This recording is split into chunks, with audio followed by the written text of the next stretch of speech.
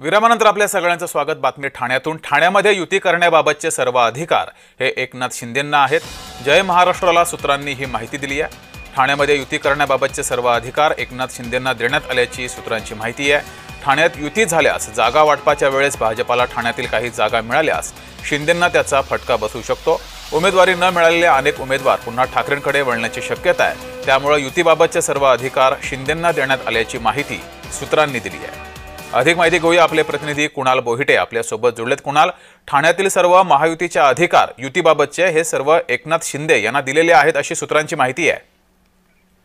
जगदीश, एकंदरीत पाहायचं झालं तर आतापर्यंत ठाणे महापालिकेवरती शिवसेनेचाच महापौर बसलेला आपल्याला पाहायला मिळत होता। ठाणे महापालिकेवर शिवसेनेची एक हाती सत्ता देखील आहे। मागील निवडणुकीमध्ये म्हणजे 2017 मध्ये 67 नगरसेवक हे शिवसेनेचे होते।